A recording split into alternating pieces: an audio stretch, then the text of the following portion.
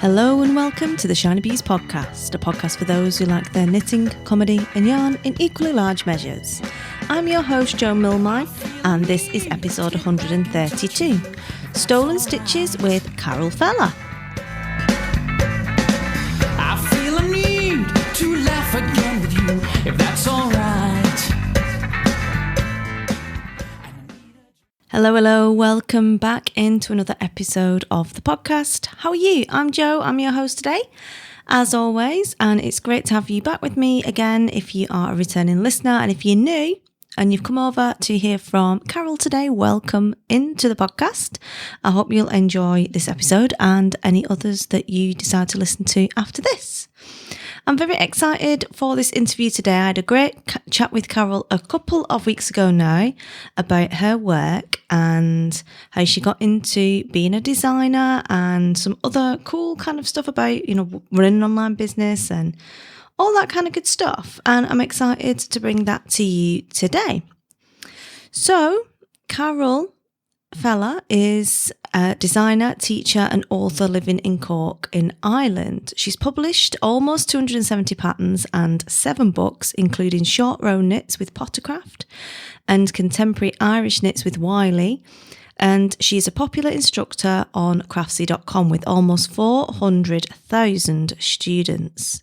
She regularly teaches in yarn shops, fibre festivals, at knitting retreats and tours covering a wide variety of basic and advanced skills, including chart reading, garment shaping, short rows, cables and colourwork. Carol first learned to knit in primary school and there's a strong history of crafting in her family. In university, she trained as a textile artist and then as a structural engineer. Both of these backgrounds influence her work, which uses innovative construction methods to create well-shaped and flattering objects that are intuitive and enjoyable to knit and that make the most out of carefully chosen yarns. She strives to help knitters create beautiful and unique products that they will love to use. So that's Carol's official bio, and I think you'll really enjoy the conversation. A lot of those points do come out during the course of this conversation about how, in particular, the structural engineering influences her work, how she develops her ideas. There was some really interesting chatter about her aunt owning a yarn shop in Dublin and importing yarn. Her starting out her business in the days of dial-up, basically. Not her aunt. Carol starting her business in the days of dial-up. And it's really interesting how between the last interview on the podcast, Daria, also being in a yarn shop run by an aunt, and then Carol having the same thing was quite strange, actually, quite a weird coincidence, which is really cool. And I really liked Carol's ideas in particular about how to use CALs to improve the learning experience and the success for your students, and how to make a knit-along a success in and of itself, which I think is some, really good tips there for anyone doing knit-alongs or using knit-alongs as a method for helping their students to learn. Finally, I think the big takeaway was that designing isn't just an art, it is very much a combination of art and science. And Carol talks about her process of bringing those two things, usually seen as quite opposite things, together in her designs so that she can create a great experience for the knitter and an awesome finished object. So I really enjoyed this interview and this chat. Carol is super smart and very interesting to listen to. And if you're an accent freak, she does have a really cool accent as well, because I know some of you do enjoy your accents who listen to this show. So without further ado, I'm going to introduce Carol and bring her in, and you should grab your brew, grab your whip, and we will crack on into the show.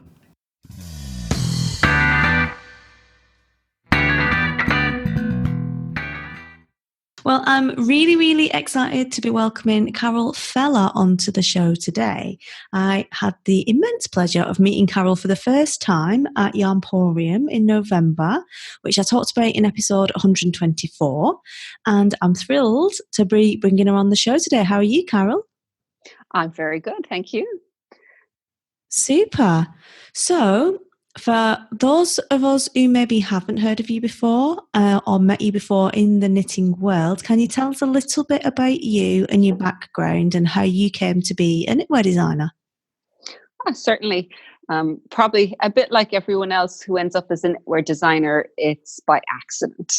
Um, like if you go way back when I started knitting, I would have been, 6, 7 in school. I would have just learned the basics and knit for several years on knitted projects for dolls and a few sweaters for myself and things like that, because I had an aunt who ran a yarn shop in Dublin and imported all sorts of cool stuff like big cones of cotton and chenille and things like that that you couldn't get in Ireland. So I was able to get these huge big cones of cotton to knit sweaters with. But as with a lot of people through my teens, it effectively disappeared. I didn't craft, but I did start getting very into art and couldn't decide when I left school what I wanted to do. I kept oscillating between kind of the sciences and maths and art. And it's quite difficult to bring both of those together. So like when I left the first year, I went to art college for a year, just a foundation course, because I'd wanted to do graphic design, but didn't quite get into that. It was just into fine arts. So spent a foundation course and really missed the whole maths and science end of things. So then I left after the year and went and did structural engineering, which is complete swing in the other direction. Equally satisfying, but somehow yet not very complete. So I worked for a few years in engineering. I'm married, my husband's American, so we moved over there for a couple of years. And I had my first child and started, when we were there, I wasn't working, came back and worked part-time in engineering with my dad, and then set up another business, just an online business back in the time when you had to do it with dial-up. I did, it was a natural, it was not much fun. So we learned a lot because I set up forums from scratch. We set up a website catalog from scratch and then moved into like OS Commerce when it just launched.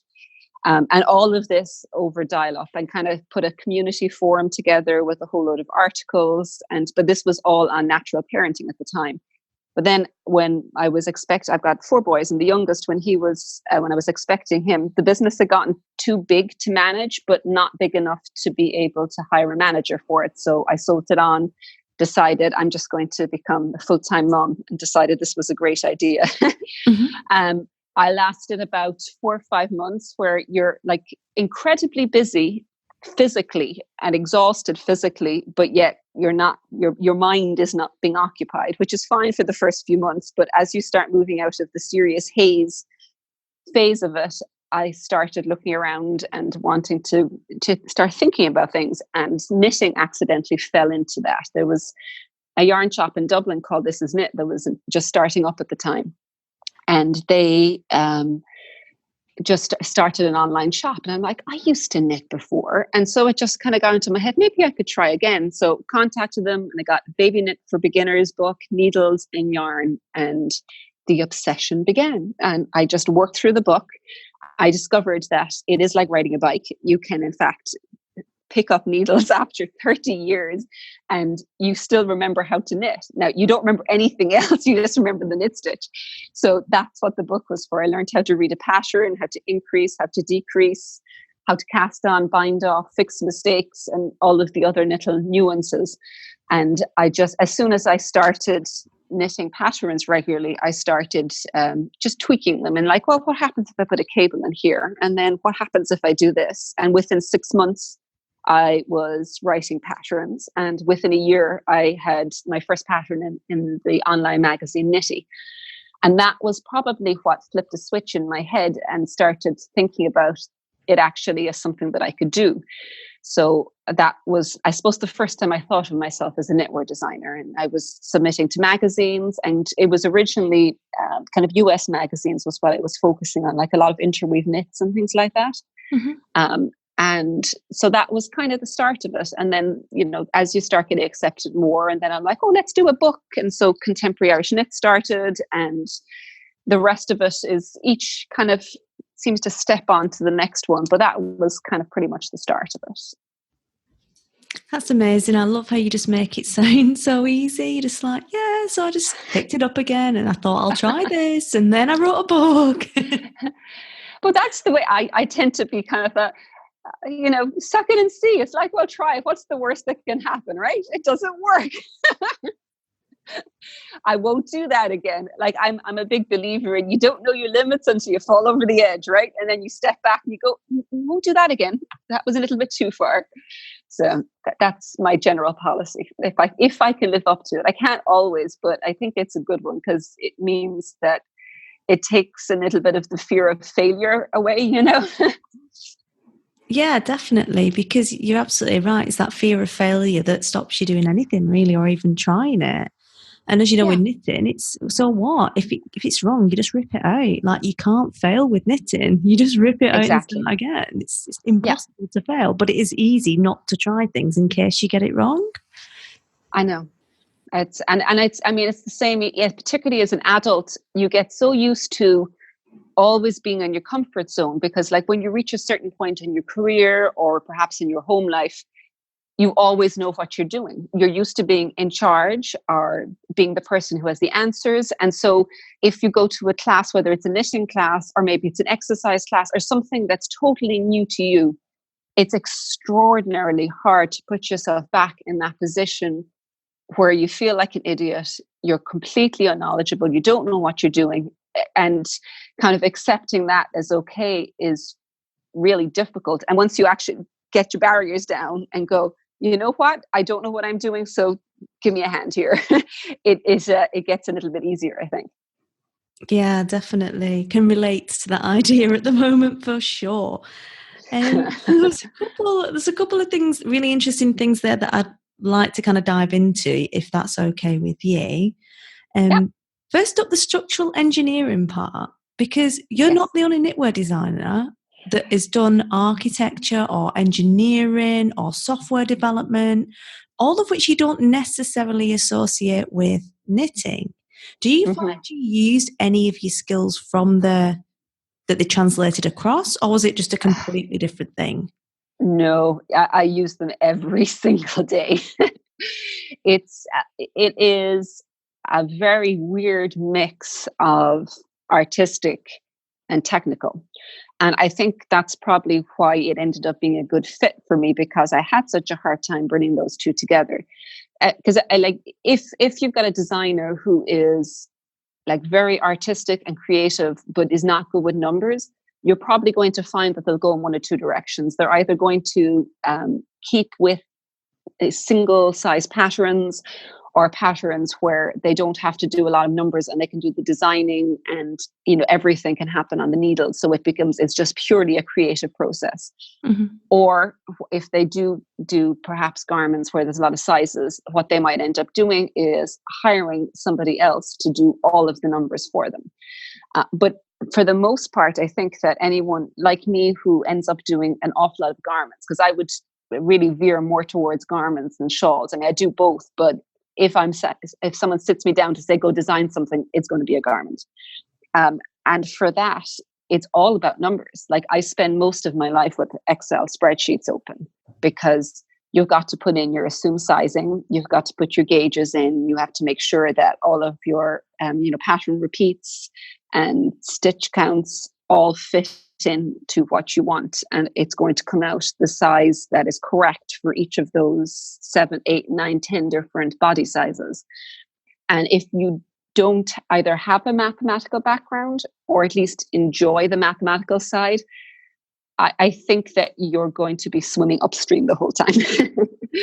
And I mean, when I'm doing classes, what I end up saying very often to people is that I do come from an engineering background, but when you look at your knitting, it's like building blocks. Each little stitch is just one block sitting on top of the other. There's no mystery. It's that if you want something smaller, you have less building blocks. If you want bigger, you need more. So you're building stuff. It just happens to be with yarn rather than with concrete and steel. That's a really interesting way of looking at it, actually. And it certainly makes it feel a lot more achievable for those people who were sat there going, I don't know how to do it. It's quite difficult. Just break it down. That's it, stitch by stitch. That's all you need to do, one at a time. Yep. The other thing I want to ask you about is the online business side of things, because obviously, like I had dial-up and I was on chat rooms. Do you remember when chat rooms were a thing? And that's what you went on the internet to do, to go on the chat room and send a hotmail to somebody that Yes. and you're busy building forums and e-commerce. And it was Well, I say, I was going to say me, I should really say my husband. Well, you were both involved in that. Yeah. And we can't let him take all the credit. Well, the technical end of it with that one. I'm good at the kind of upper level architecture and how I want it to look and how I want it to fit together. The nitty gritty of coding, I don't get very involved in. Yeah, I don't blame you. The coding's not that interesting. The big vision, like, I want it to do this and it's going to do that and it's going to be amazing and just make that happen for me. I love the fact that creating online businesses has become so intuitive, that everything has got this lovely, clean user interface skin on the top. So if I can envision how I want it to look and how I want people to flow through my website, I like the one I'm using at the moment is Shopify, and it makes it's really easy. You just move these blocks around. You say, I want this in here. I want this in here. And yet if you know, even if I don't know how to code, between, like, my oldest is now almost 21 and he's doing maths up in college in Dublin, but he's very involved in computers as well. So I'm like, okay, I wanted to do this. Can you make it happen? And he'll spend 20 minutes, an hour, and it's like, there you go. So I often think that if you know what you want to happen, it's as useful as sometimes being able to do it as well.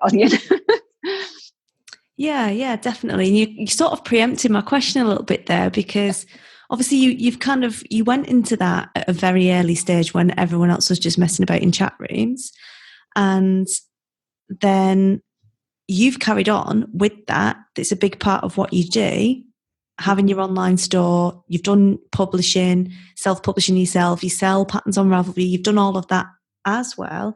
How have you noticed that have things changed a lot? Are they the same? Is it easier now? Like, what's your observations from that first starting point through to what you see and what you experience today? Okay. Well, when I started, it was like the first pattern I had published was about a year after Ravelry went online. So effectively, like, my entire online knitting career Ravelry has been in the background. And to be honest, what I'm doing would not be possible without Ravelry. It happened because of Ravelry. But when we started, first of all, because it was so new, people reacted really differently. Is that when you put a pattern up, there tended to be much more viral sales, that, where you'd go up and it's like, oh, I have to have it. It was almost as though, I think, when for the first few years, that people, maybe they thought it was going to disappear if they didn't get it immediately.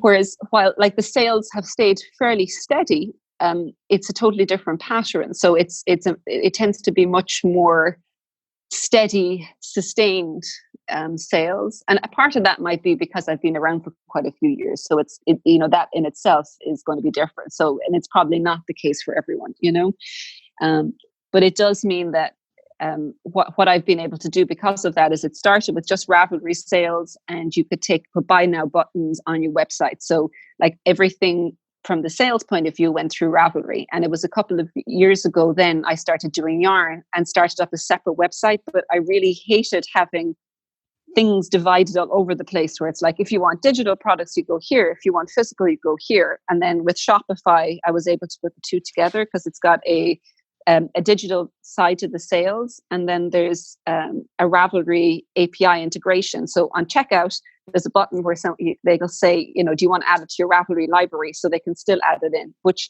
that's all thanks to Ravelry, because Casey lets us do that, because it's just they're phenomenal people. I cannot sing enough praises for Ravelry, because the generosity they have towards the knitting community and designers there's no, I don't know what the best way.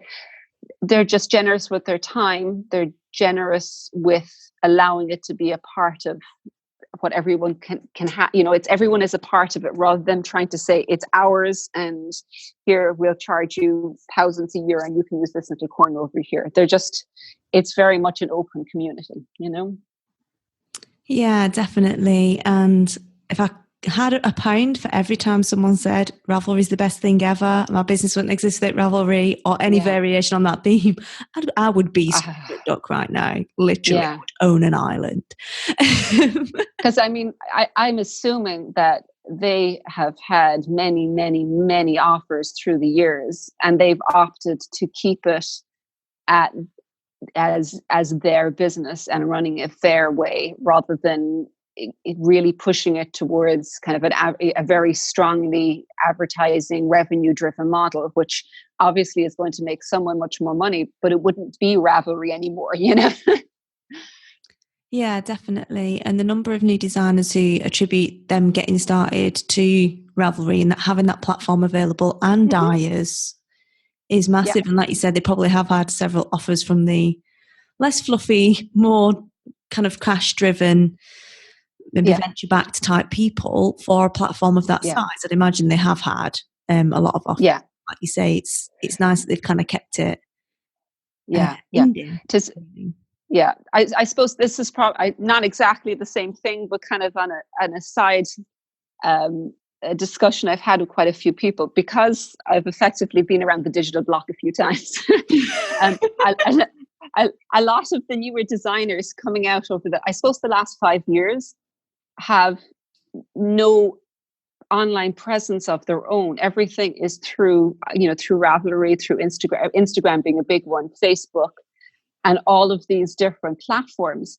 And when I see that, particularly some of the bigger ones, it actually makes me really nervous, because I'm like, you're entirely reliant on these platforms not changing their criteria, not changing who they're going to show it to. And it's really quite dangerous. It's like if you use that to promote and connect with people, but then pull them back to the space that you have control of, it's much safer, you know? Because it means that if a platform folds, you're not losing all of your audience, because you have no control over that platform. You control your own space, your own website, your own shop. And so I feel like it's important to that be the primary connection that you have with people, so that you're not reliant on something that is going to possibly go up and down or totally disappear in the future, you know? Yeah, absolutely. And it's a really important subject, and people do place a lot of emphasis on, I've got this many thousand followers on Insta, or I've got this on Facebook, or I do all my business through Ravelry. Like, everyone hopes it never goes anywhere, but you've no guarantee that it won't. No. I think you've had to see a few things rise and fall before you can actually understand the importance of keeping full control of your primary sales route yourself. You know, I think you got to either lose it all or watch something that you thought was going to be there forever disappear, you know? Yeah, definitely. And that's certainly the kind of message that was put out about social media maybe 5 years ago. It's like, yeah, it's amazing. It's free advertising and you can get all these customers and it's great. And likewise with Insta, again, they've changed algorithms there. They've changed how you see the grid, and people are not being seen as much. They're losing followers. They're not getting engagement the same. Yeah. Everything has a bit of a cycle, really. Exactly. And whereas, like, if you use that to say, okay, come follow my blog, come join my newsletter, come connect. If you like what I'm talking about, connect with me directly, so that I'm not reliant on an algorithm for you to see me. And it kind of wins on both sides, because if it's someone you want to know about, that way you know that you'll always hear about what you want to hear, and not worry about having to miss something, you know? It's great for a new way of being seen and actually getting out there. But I think for a more longer term connection with your knitters and things like that, something more stable is better, I think.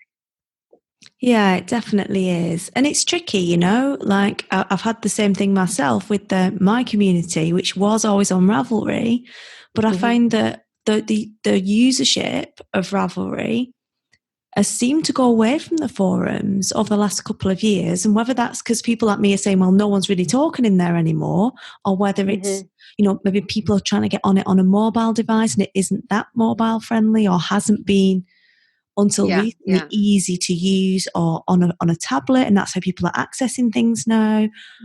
Or what it is, I don't know. But I mean, it's good for certain things, I'm finding now, because I find it's far better for if you're running a knit along, and the fact that it's, very easy to follow threads and you can see what's going on. Yeah. But it's really old school in the sense that they're the same as the forums that were there 20 years ago. It's very old school, very useful for certain things, but perhaps people who've only been online in the last 5 years, they might look at it and go, it's like, what is that? Because they're similar to the old school chat rooms and forums that were out there. Yeah, definitely. And for us, it's kind of quite kitsch. We like it because it's familiar. But if you're used to shiny face, you look at it and you go, well, this must be rubbish because it looks old. It's not been updated since it was built. Yeah. And that's that's not true, but that's the impression that you get. Yeah. But likewise, people don't want to be on Facebook. They don't want to be in Facebook groups either. And you can't have really a community forum on Instagram. And then you're like, well, where do you go for that? Do you build a forum on your own website? I think perhaps it's probably to feed things back into the Ravelry ones for me is what I do for but it's usually around specific things like knit-alongs, rather, because I'm actually really crap at doing general chat stuff online. I tend to be very businessy, and I'll answer and I'll give loads of time, but I tend to be very focused. Rather than it's like, what is this chat nonsense? Can we just let's get down to business? Get your knitting done, people. I'm not quite that, but you know what I mean. I definitely fall down on the chat front because I tend to be. I think having several children and starting this when they were small and the time was so tight that I'm very focused on the task, shall we say, which does, it means that I need to work on downtime and the other whole end of things. Yeah, definitely. But I like to be the person with the party, I'm like, come in, let's have a laugh, someone get the drinks, have you met this person? So I like everyone to talk to each other. So I'm a bit like, where can we all go have a party now? Because one of my biggest issues with Facebook groups is that it's very hard, even in a group that you've joined, it's really easy to miss posts. That stuff can be up there and it could be 2 days before you see it. Yeah. And you're like, even if you've got notifications put on, and it's Facebook is, it feels like this big black hole where it's very easy to miss things. And also that, without you deliberately putting it on, you can change the settings for comments where it's like, just show the most popular or just show the most relevant. I'm like, no, I want you to show me the comments. Stop editing. Just show me the comments. And you haven't decided to put this editing on. Facebook put this on. You can change it, but you have to notice that it's there in the first place to change it. Oh yeah, they're terrible. And then you're like, someone's there and they're like, I've knitted something. I've finished it. Look, it's in speckle yarn, Joe. And then I don't answer for 2 days and they're left hanging thinking that I hate them. And I've just not seen it. Exactly. It's happened to me so many times. And I'm like, it's a really nice jumper. I wish I'd seen it 2 days ago when you told me about it. Mm-hmm. Yeah, so that's my gripe with Facebook. Is the weird notification thing that's sometimes on and sometimes off. I don't know why. Oh, because Zuckerberg's subverted the knitting world and he's everyone to slow down their knitting. It's like, I'm going to stop you all with your knit along fun. With my algorithm.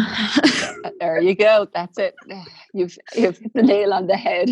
The subversive knitters. I bet he can't knit. I bet that's what it is. I bet he can't knit. It seems highly unlikely. Anyway, so obviously you've talked about knit-alongs there. You've talked about kind of your community and running your knit-alongs and everything else on Ravelry. And we've had a good old chat about businessy type stuff. Yes. What stuff it's easy to tell it's January. I was thinking in my head is because that's where your head is going. It's like, okay, let's plan So yeah, which is probably why the business stuff came out first. Totally. I've been doing it today. I've got this massive oversized planner that there's no way I could carry that and a laptop and my knitting in a bag and not get some kind of back injury. But I have got it. So that means that the year is going to be well planned, you see. Totally. I just need a bit of washi tape and I'm fine. Good. I know. I've jumped on the. I've got a risk of too many notebooks, because I'll pick up whatever notebook is close to me, and then if I need something new, I'll flip it to the back and I'll start writing there. I'm like, oh, hang on a second, I need to keep these pages blank, so I'll just skip a few pages. And so I've decided to. I've got my first bullet journal and I'm attempting to fill it up, but I'm wondering how many days it's going to be before it's pretty much the same as every one of my other notebooks. Yeah, I love a good abandoned moleskin diary. Get to about March and nothing happens after that. Yeah, very quiet year. It's all good. Anyway, so we're talking a bit about all the businessy stuff, which is awesome, super interesting there. And taking it back to the knitting, basically, because you are a prolific designer, you self-publish your own books, you've got tons of designs, you like a good garment, you like shawls, you're an all-rounder, really. And you've mentioned knit-alongs and all other kind of good stuff. What have you got kind of coming up, thinking about the planning thing, seeing as you brought up the bullet journal? Yeah. What have you got that you can tell us about and we can look forward to? Okay. I've got, I seem to be having a nice regular schedule of knit-alongs these days. So the next one that's coming up is I have got what's called the Ice Cloud Mystery Shawl knit-along. That will be starting on the 18th of January. And so as it sounds like, it's a mystery shawl knit-along, but it's a nice quick knit, so people can kind of get their first January knit done without too much trauma.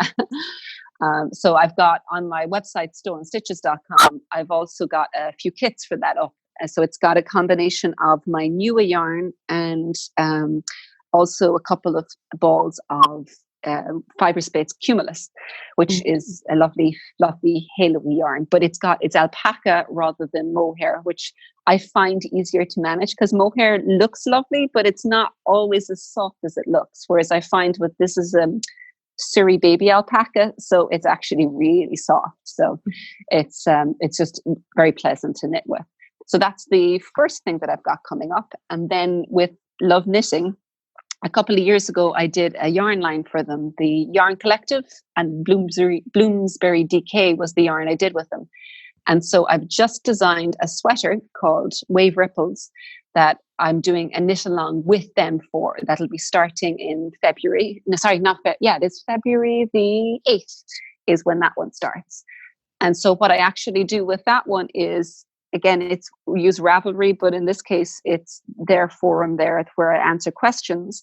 And then as I was knitting it, I actually put a series of videos together showing each of the techniques and me working through each of the stages. So even though it's just the price of a pattern, you're actually getting like a full video knit along with each clue that comes out. Cool. But so it's particularly good because it's an unusual construction, and so people look at it and goes like, oh my God, how does this go together? By actually having some videos combined with the knit along and people working through it seems to work really well. But because I've tried a few different ways of doing knit alongs, because like if you do one where you just let's pick a pattern and let's go with it, I've never really had a lot of luck with it, because what seems to happen for me is the people who always finish will go, here, I finished, post it up, and they're gone. And then the ones who are kind of struggling or take a bit longer or perhaps need some help are having a hard time reaching the finish line. But what I find with like the sweater knit-alongs that I do two a year, like one in usually kind of for myself in kind of April, May starting, and the other one in August, September. And with each of those, it comes out, you know what the sweater looks like because you're not going to knit a sweater sight unseen, obviously. But the sections of it come out in clues, again, with videos. And what I usually do is do like a Facebook Live or something like that, where a couple of days after the clue comes out, because then I have a general idea of the issues that people are having or the reoccurring questions. So I get to go through those in the video as well. And it seems to really, really help a lot of knitters, because the points where they'd normally have stumbling blocks, they're actually getting over, and they've got the pleasure of finishing, a full clue, even if they're not to the end of the whole sweater. They're like, I finished the clue, I'm ready for the next one. And the faster knitters, because they have to wait for the next section, are much more likely to answer questions and actually encourage and help along the people that are taking a little bit longer to get to the finish line. So you end up with a lot more people finishing sweaters that fit them and they're really happy with, and it just kind of with an overall positive experience for everyone, and I love it. I love seeing people finish sweaters and actually get ones that fit them and coming out with just that, the real joy of, I've done it. I get such a kick from that. Yeah, it's massive though, isn't it? Like a sweater's not a small commitment. And if it goes a bit wrong, it is so easy if you're on your own just to go, I'll just make a hat. I'll just put that down. So it's really interesting you say like the different kind of things that have worked and not worked for knit alongs, because you just assume that you pick a pattern, you all knit it, it's all good, and it can work sometimes, but like you say, other times it may be a richer experience with those extra bits of help from you in particular. Can really help someone kind of do something they maybe thought they couldn't do. That's kind of been my experience, is that I tend to kind of move in a direction. I'm not a very formal planner, but you automatically move in the direction of least resistance that gives me the most pleasure, that is the easiest work, and that everyone is enjoying. And it was the same with like at the end of each clue, we have I just have a raffle for perhaps a pattern or two and then a grand prize at the end of it. But the very first knit along I did, I had it where I had just a voting system, right? Say, okay, you put all your finished photographs up on a thread, and the one with the most love, I'll give the prize to. I discovered like weeks later somebody chatting somewhere else and basically freaking out at the idea of being judged and wouldn't put their photograph up. And it hadn't even occurred to me before, because that was not what I kind of intended, but of course that was what transpired. So that was like one of the first changes I made. I'm like, okay, there's no more voting. You can obviously put up loves or whatever. This is just going to be a random raffle. You just need to get a photograph up. And so, because that was not the purpose, and it was something I hadn't thought about until someone started talking about it. I'm like, I didn't even see that, Yeah. Oh, definitely. And it comes through when you're talking about it, your excitement about sharing these skills and teaching people. And I know you do quite a lot still of in-person classes and workshops at yarn shows. You were teaching at Yarnporium, where we were introduced by the lovely Nadia. What sort of in-person workshops and things do you have coming up as well? Are you going to do any travelling? Like, where are we going to see you? Well, interestingly, most of my work this year is in Ireland, like oddly enough, because what's actually ended up happening is, like, originally I would have done like a lot of traveling and teaching for shows and things like that. And now, because I'm actually doing the newer yarn as well, like the last several years, for instance, in Edinburgh Yarn Festival, I've had a stand rather than teaching, because the 2 years before that, I would have taught there. And last year I did a cruise around Canada, and I was teaching on that. But that was actually incredibly hard work, because you spent most of your day out at sea, in port. A lot of the classes you're trying to squeeze in at 8 a.m, and then there's another one after dinner at 7 p.m. until 9. And so you end up with these really long days, but not necessarily a huge amount of teaching. So I found that quite hard work. But the reason it's ended up coming back to Ireland is, a couple of years ago, Irish Tourism started asking me to do these classes they were doing knitting tours. And so I was just teaching one class in these knitting tours for several years, and they were going really well. And it was, a lot of fun. Primarily Americans, like there was a handful of Canadians, Australians, some from the UK, occasionally from Europe, but like 90% would be Americans coming in. And it would be a tour of Ireland with like a handful of knitting classes and just knitting related travel as well. And last year or the year before, Irish Tourism came to me and said that my classes would have been one of the most popular on it, and would I be interested in doing retreats for them? So about a little over a year ago, I started doing retreats down in Kerry with them. So last year there was 3 retreats. This year with them, it'll just be 2 retreats where we're just knitting for a few days. There's a little bit of travel, and there's another workshop with another down in Sheepshead as well. And they're actually lovely because it's, you're completely immersed in the whole experience, and everyone's relaxed, having a great time. We're in a gorgeous location, and it's much less travel involved for me to get there. So I've got 2 hours to drive down there, stay for a few days, 2 hours to come back. It's way easier. And the most recent one I've actually added is because it was last August, I moved out of my house for the first time in 20 years, and I've got a studio space in Cork. And I deliberately went and got a slightly bigger space so that I could do classes here. But I'm only just building up to it now. And in the next few weeks, I'm doing some brioche classes. But that's building up to, in April, I'm running a retreat here that Irish Tourism kind of helped put together for me. I said, I want to do this, this, this, and this. And they put an itinerary together and said, here, does that work? I'm like, yeah, that's perfect. So it was a very easy way of organizing something. So I get to go to visit all of the local things that I love that are all nice and close. And I can have the classes in my studio here. But the brioche is kind of the basis of it, because that's what I've been interested in learning over the last 6 months or so. I've kind of been working my way through a basic brioche scarf into a garment, and I'm just kind of moving into circular 2-color designs. And for the retreat, I'm putting together a shawl that will again just kind of work through and step by step through different techniques. So, because I think patterns, if they're designed to be able to teach with, are great, because you can work from a more basic version of a technique through to more complex ones, all on the same, like you can kind of think of the shawl as a giant swatch, really, that you can wear in the end rather than put in a drawer with your other swatches, Yeah, definitely. Well, it sounds like you've got tons of stuff to be going on with there. Yes, I do. I have lots of planners and lots of wall planners and notebooks and diaries. So I'm all about the planning. I love it. I'm sure you can just squash a book in at the end of the year as well, in between everything. Keep your eyes peeled. We'll see what we can do. Awesome. I called it. Carol's doing a new book. I called it. Last year was a new one for me, because up to this point, every book I've done, it's been just me.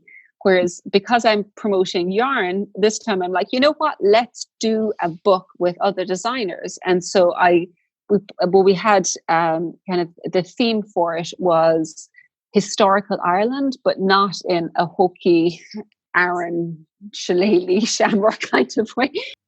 Obviously, we've talked about a lot of stuff there. We've talked about like your background, getting into the designing, loads of really good business stuff, and loads of exciting stuff you've got coming up, including Joe calling. You may be doing a book. And you confirm you're going to do a book. That's right. I didn't even know about that one either, which is cool. And I'm sure everyone wants to come and check out all of your stuff now. Look at your knit-alongs, look at your patterns, your yarns, everything else like that. So where is the best place for the listeners to come and find you? Stolenstitches.com would be the best calling spot, because I'll have links to everything there. Because from there, like my blog is on carolfeller.com. It'll have links into any relevant Ravelry forums. And I also have kind of a fairly extensive set of tutorial videos up there as well. So all of that would be linked in. So you'd be able to, it's a good starting spot to find as much information as possible in one place. Super. Well, I will make sure there is a link to that in the show notes for everyone, because I'm sure they are going to want to check that out, especially those tutorials and everything else. Carol, it's been amazing. I've enjoyed this conversation a lot. Thanks so much for coming on. Oh, it's been a pleasure, Joe. You're just too much fun to talk with. Thank you.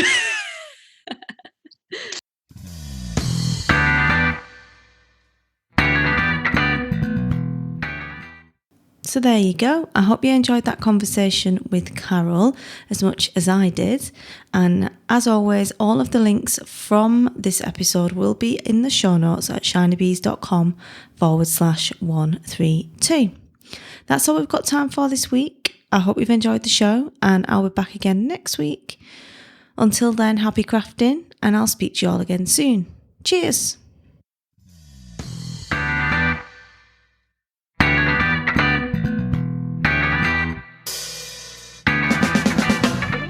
You've been listening to the Shiny Bees podcast. Show notes for this episode can be found on the website at shinybees.com/132. And if you want to come and join in and talk to other members of the community, you can find that at shinybees.com/community. I feel a need to laugh again with you, if that's alright.